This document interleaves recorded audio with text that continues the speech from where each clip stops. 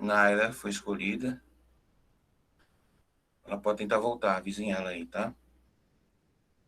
Então vamos lá, pessoal. Medicina veterinária, na verdade, ela existe já faz algum tempo. 6.000 anos aí, lá na época do Egito, já existia a questão da medicina veterinária. Por quê? Existiam animais que eram venerados por eles, como cavalo, coiote, gato, leão. Então, já tinha sido contado dados sobre atividade de diversas regiões do mundo, Mesopotâmia, Egito, Grécia, África, há mais de 2.000 anos do século, cargos públicos, e daí? Já existia um setor para que cuidasse de determinados animais na época, principalmente os animais da nobreza, tá? Então,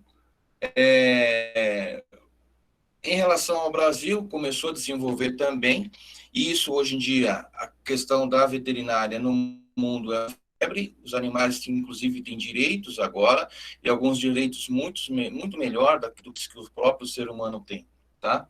Então, começou a buscar condições para fundar aqui uma escola que desse diretrizes justamente a esse tratamento. Esse material eu vou estar enviando para vocês pela sala virtual para que vocês possam fazer a atividade que nós já conversamos aqui, tá? Primeiro médico veterinário no Brasil foi Dionísio de Miele, que se tornou o primeiro ano depois do primeiro curso de veterinária ter sido inaugurado no país. Então, esse foi o nome do primeiro cara que se formou, literalmente, em médico veterinário, tá? Uma das áreas mais promissoras na medicina veterinária é o setor diagnóstico por imagem. Isso é verdade. Assim como dentro da área de humanas nós temos a parte que faz diagnóstico para tudo hoje em dia que você possa imaginar, na veterinária não é diferente. Evidentemente que isso ainda é uma casta que pega mais o pessoal de grande gama financeira. Por quê? É um tratamento muito caro mesmo, né? Então, nós temos, por exemplo, aí, situações que se um cachorro fica cometido, um cãozinho fica cometido, ele tem que ficar internado, você vai gastar aí pelo menos R$ 1.200 dele por dia de internação. Por dia de internação. Existe plano de saúde veterinário para os animais, né? Existe seguro de vida para os animais e assim por diante. Eles têm tudo direcionado a eles, desde que você tenha capital para poder pagar esse custo-benefício que eles vão ter.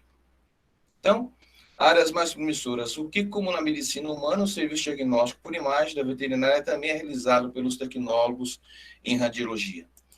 Olha só, o médico veterinário, ele tem a habilitação e a capacidade de exercer esse setor diagnóstico. Porém, assim, nos hospitais veterinários, em clínica veterinária, geralmente, ele pede para que esse serviço seja terceirizado, ou seja, esse serviço vem de fora para ser realizado esse exame, tá? Existem locais aqui que nós fazemos o serviço de radiologia, radiodiagnóstico. Veterinária da FACVest, veterinária do CAV. Você vai lá e eles prestam esse tipo de serviço. Mas clínicas particulares, quando precisam desse tipo de serviço, tem que pagar a parte esse serviço de diagnóstico por imagem. Os equipamentos para animais de grande porte, de pequeno porte, dependem muito do modelo e do fator a qual vai ser diagnosticado, tá? Então, eu tenho um aparelho móvel que eu levo até lá o campo para fazer a pata do cavalo, a pata do bovino, e tenho o aparelho móvel que eu levo para fazer o ultrassom do rim do felino, do gatinho, do cão e assim por diante.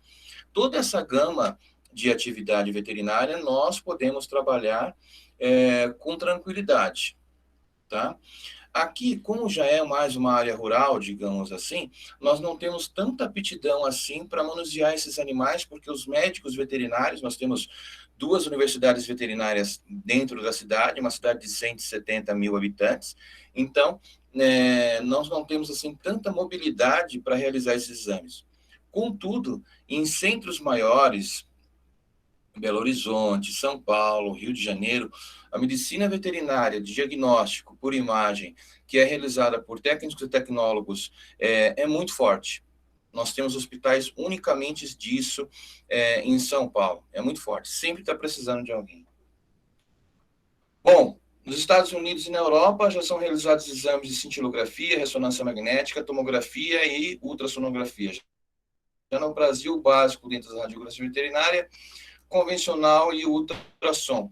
Existe tomografia? Sim, existe tomografia também, tá? Bom, o ensino da medicina veterinária começou em 15 de 12 de 1913 e a solicitação de matrícula farmacêutica de Dionísio Miele, nós já vimos lá a data, né? Apresentação do curso. Existem diferença entre a imagem médica e a imagem veterinária? Qual a diferença entre a imagem médica e a imagem veterinária? Além do posicionamento, praticamente nenhuma. Nós usamos recursos diferenciados justamente para poder ter essas imagens dentro do setor diagnóstico.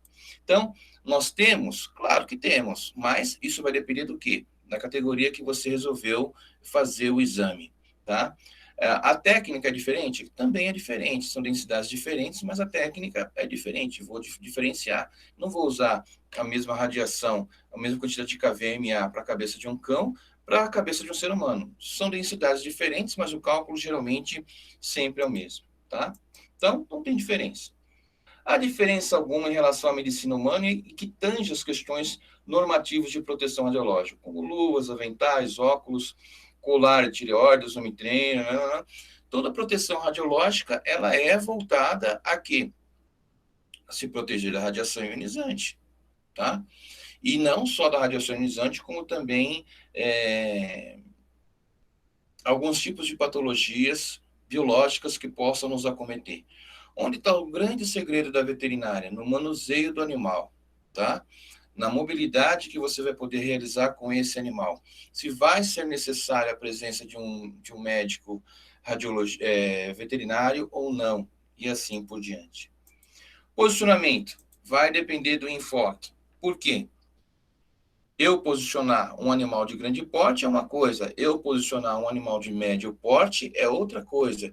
E eu posicionar um animal de pequeno porte também é diferente, tá?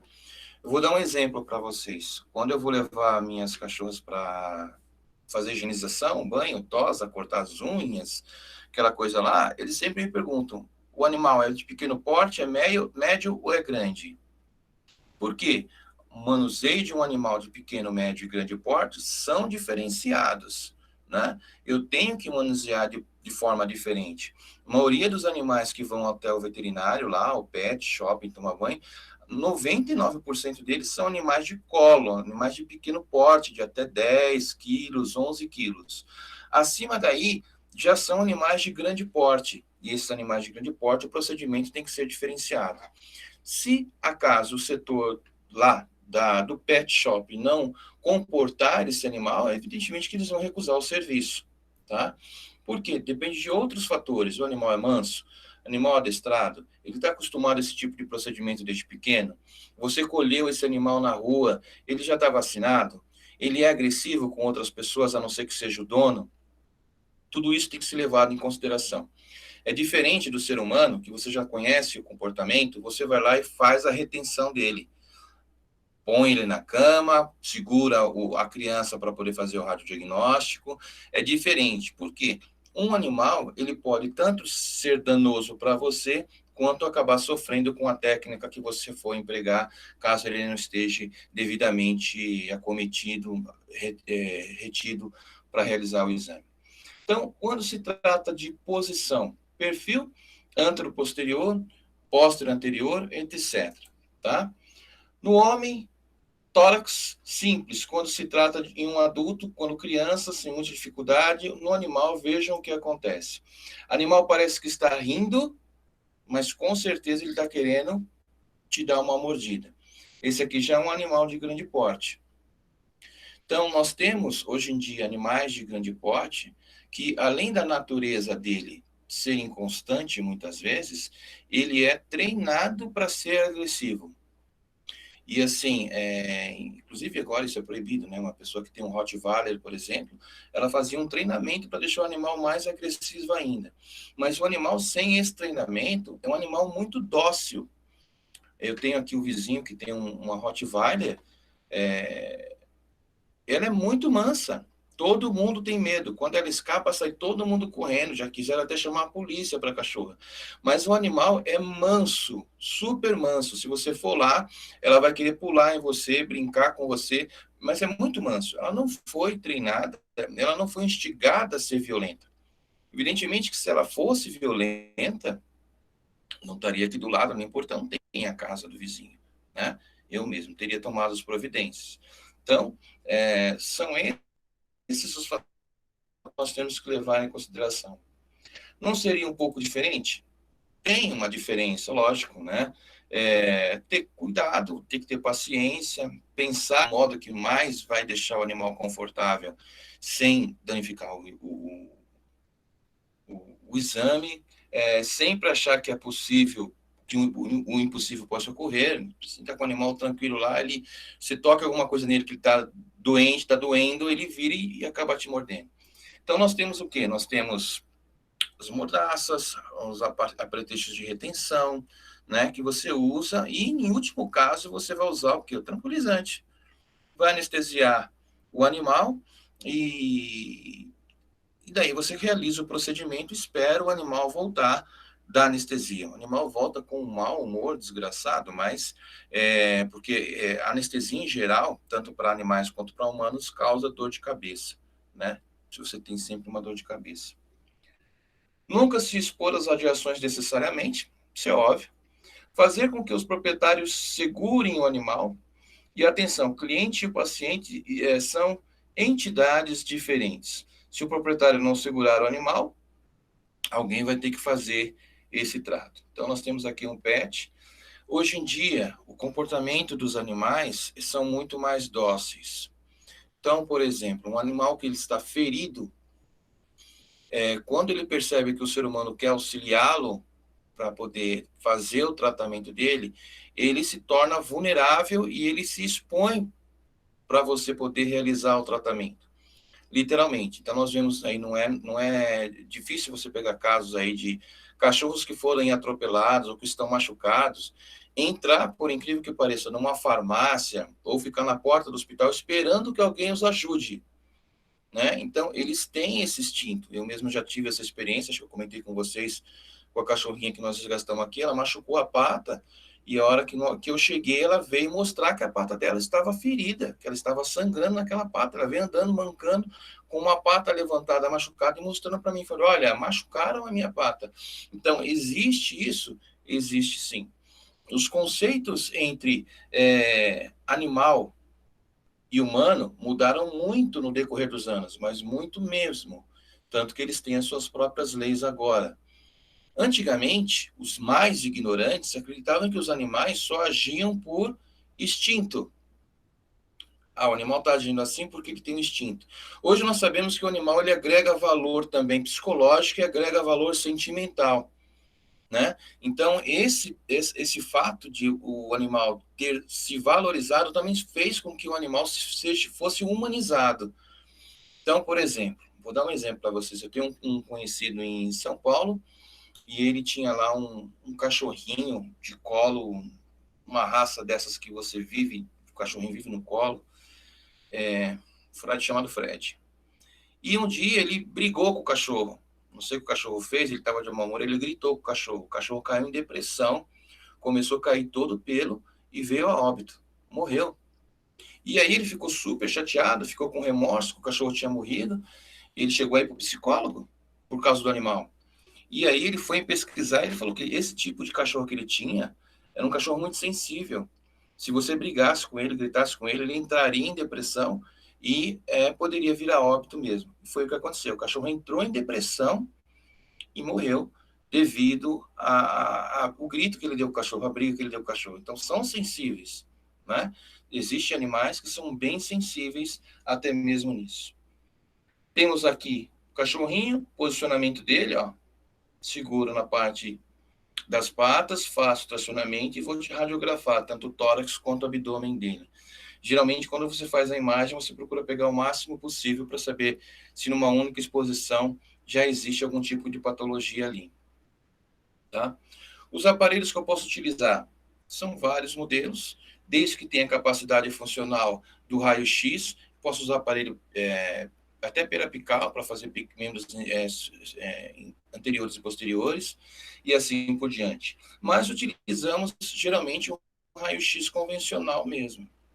Posso colocar aqui qualquer animal e usar uma técnica especializada e radiografar esse animal, tanto com a boca aberta, quanto a boca fechada, fazer o axial, super inferior do crânio, lateral e assim por diante. Tá? Esse aqui é um aparelho móvel, sem MA, sem KV, então são todos aparelhos que eu posso utilizar dentro da área do raio-x convencional veterinário. Sala de exame não tem muita diferença, a única diferença que existe, adaptações para cada setor, evidentemente. Então, o CONTER, em 2 de 10 de maio de 2005, resolução de normativação dos profissionais de técnicos e tecnólogos de radiologia, com habilitação em radiodiagnóstico, setor de diagnóstico por imagem, no seu artigo descreve o procedimento da área de radiologia veterinária e odontológica, ficam também defendidos como radiodiagnóstico no artigo. Então, em 2005, passou a ser lei que nós poderíamos também manusear esses animais.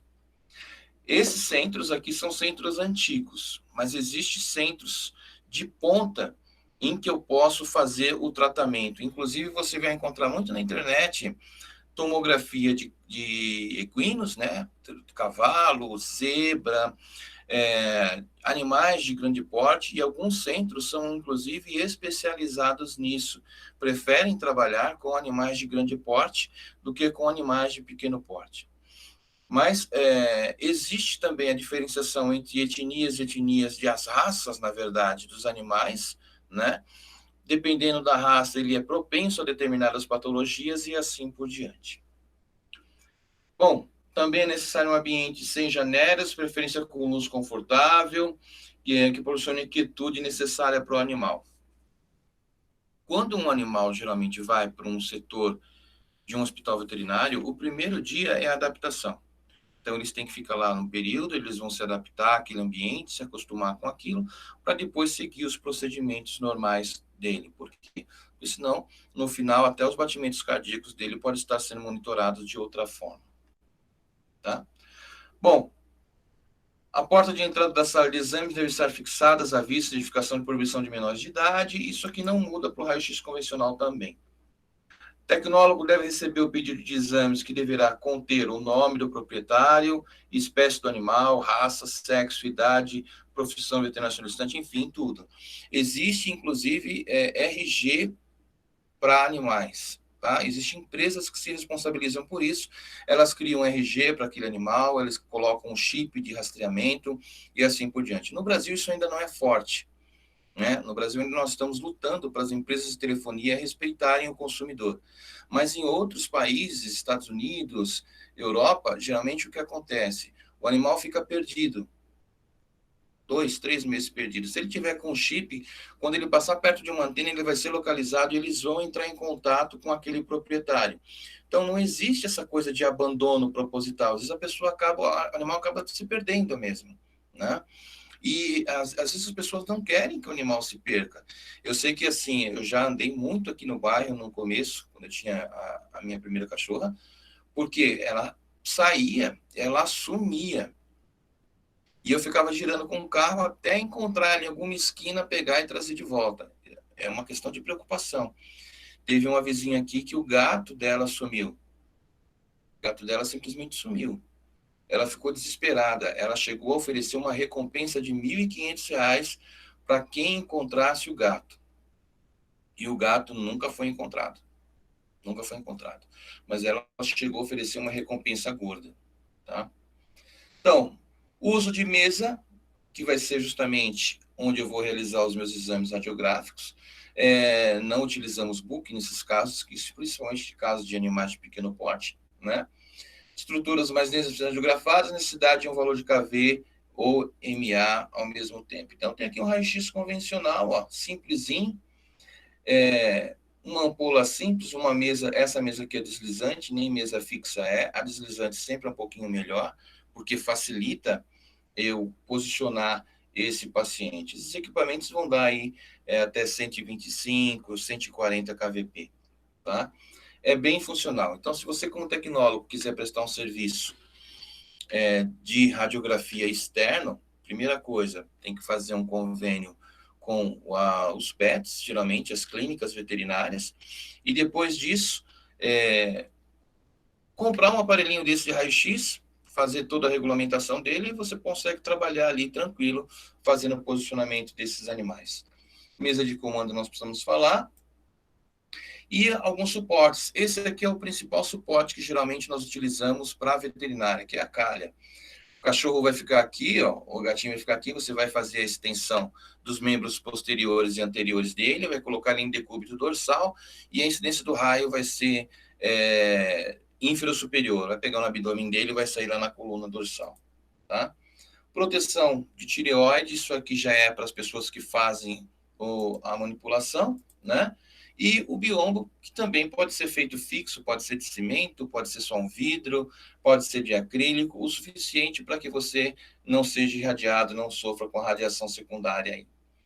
Sala de câmara clara ou câmara escura é a mesma coisa do que o raio-x convencional, independente daquilo que você vai revelar. Lógico, os filmes têm os seus processadores específicos. Hoje em dia, praticamente tudo digital, até mesmo para o raio-x veterinário. O animalzinho está ali, a retenção. Geralmente um deles é o tutor. Nós não podemos dizer mais que eu sou dono de um animal. Você é tutor daquele animal, o Estado pode tirar aquele animal caso ocorra uma denúncia de maus tratos. Então você é o tutor. Eu não posso ser dono de um ser vivo. Eu sou tutor daquele animal, certo? O animal está comigo, está sendo maltratado, está lá no vizinho, está sendo maltratado. Eu denuncio, o Estado que é responsável por isso, porque existem leis específicas para isso, vai lá, tira o animal dali e encaminha o animal para um outro setor ou para uma outra família que possa cuidar dele devidamente. Não é barato cuidar direito de um animal, gente. Um pacote de ração custa R$100. Vacina, se você for usar a nacional, é 60 conto. Se você for usar uma importada, são 80, né? Então, assim, isso se o animal for um animal bem cuidado, não demonstrar nenhum tipo de patologia. Mas, por exemplo, minha cachorra que é branca, ela tem problema de visão. Então, tem que pingar colírio quando o tempo está muito ensolarado. Por quê? Porque ela ofende a retina dela. Então, existe uma série de fatores que devem ser levados em consideração. Aqui está a canaleta, ó, o animal está em decúbito dorsal, coloco ele lá, faço a extensão dos membros anteriores dos membros posteriores e radiografo a região de interesse. Raio-X para equinos ou animais de grande porte é justamente isso aqui. Eu vou ter um aparelhinho externo, vou posicionar o chassi na região do meu interesse lá. Evidentemente que nós tomamos algumas precauções para que o animal acabe não te agredindo, né? Porque ele fica assustado às vezes com a movimentação. E radiografa ali. Qualidade vai sair boa? Nem sempre sai boa, né? Mas geralmente é posicionado o mais da melhor forma possível para que isso ocorra.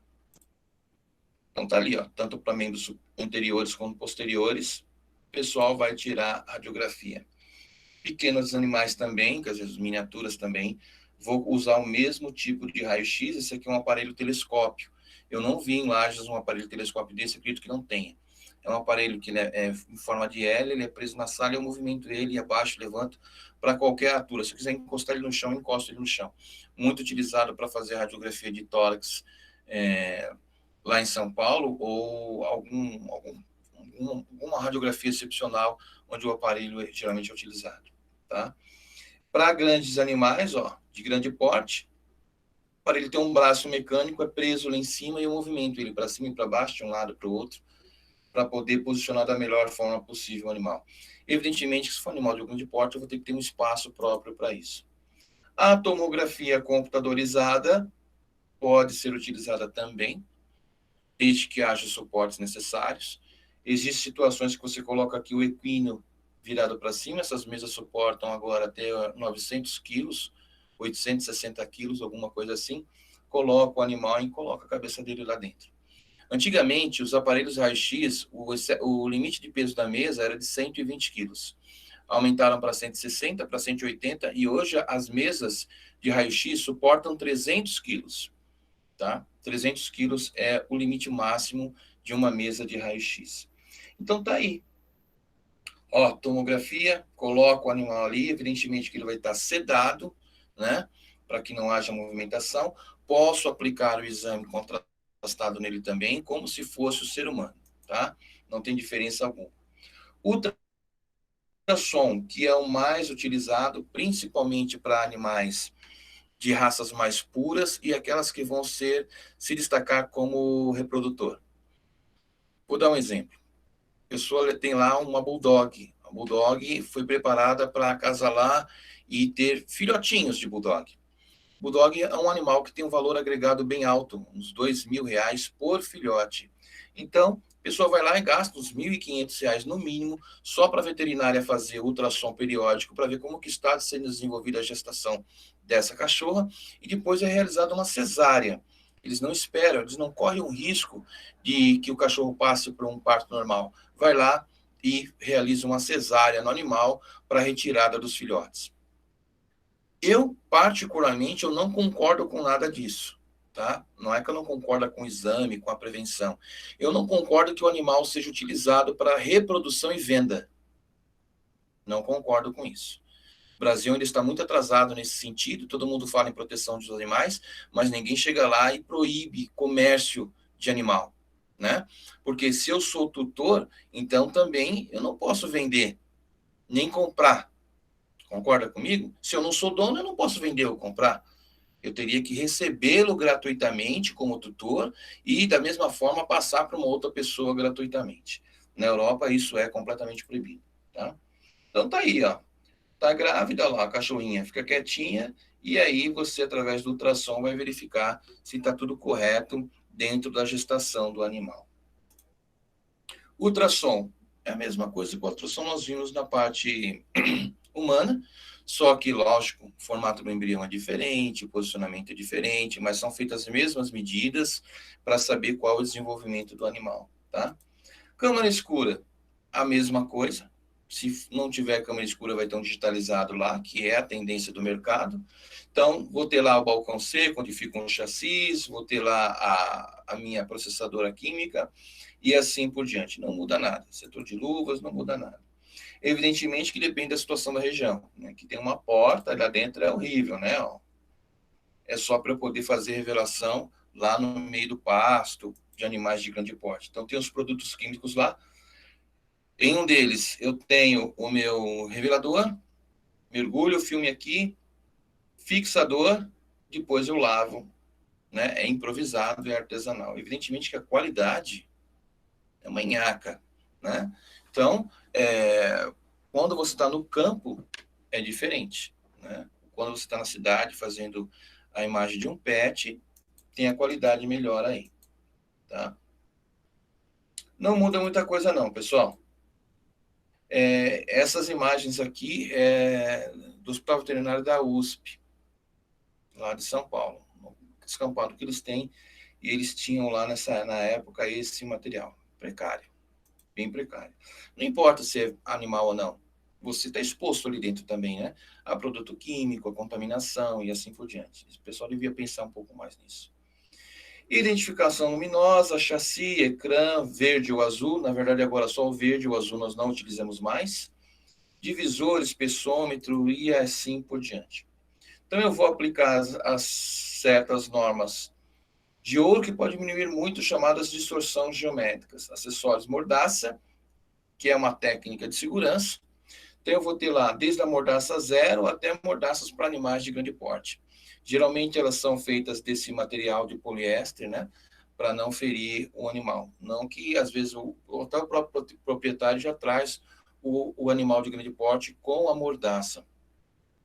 E ali fica mais complicado de você visualizar boca, língua, enfim, gengiva do animal, que são as primeiras coisas que se olha, mas é necessário, tá?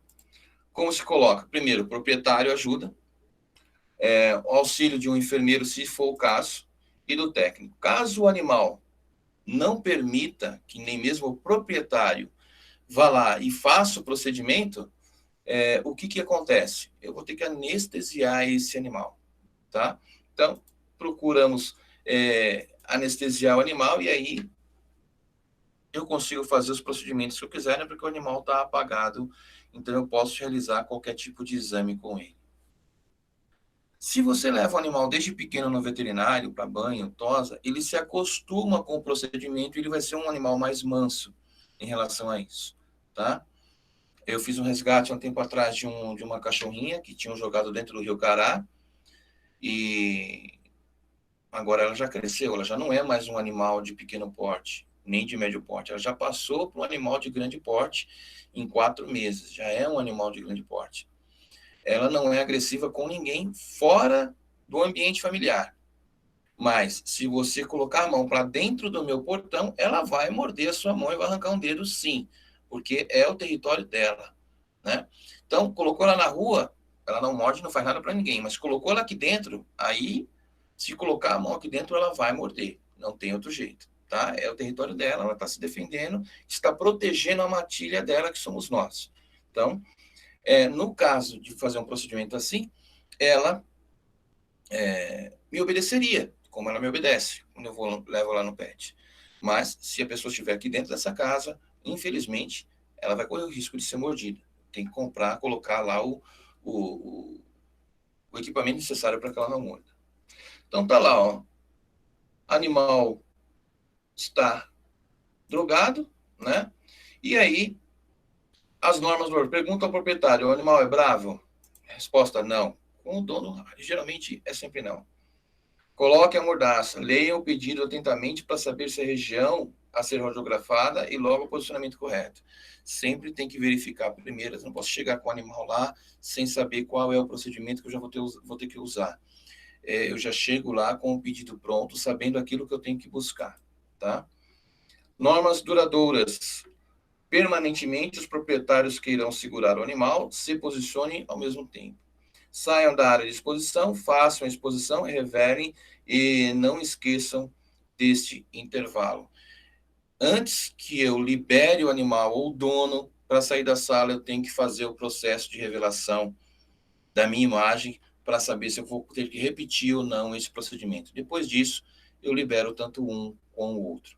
Se o animal estiver anestesiado, eu vou ter que aguardar o animal em observação para que ele possa se reestabelecer e ver se está tudo certinho com ele antes de liberar, tá? Eu vi um vídeo na internet esses dias aí de 2 animais, os 2 foram anestesiados porque eles brigaram com um porco-espinho. Então anestesiaram os 2 para tirar os espinhos e tal, e depois um voltou da anestesia, o outro demorou um pouco mais. E aí o outro animal que voltou da anestesia ficou desesperado porque ele achou que o colega dele estava morto. Não sei se vocês chegaram a ver isso na internet. Então, assim, ele entrou em desespero, porque ele queria que o outro também reagisse. Estava anestesiado só, depois o outro levantou e ficou tudo bem. Então, isso acontece.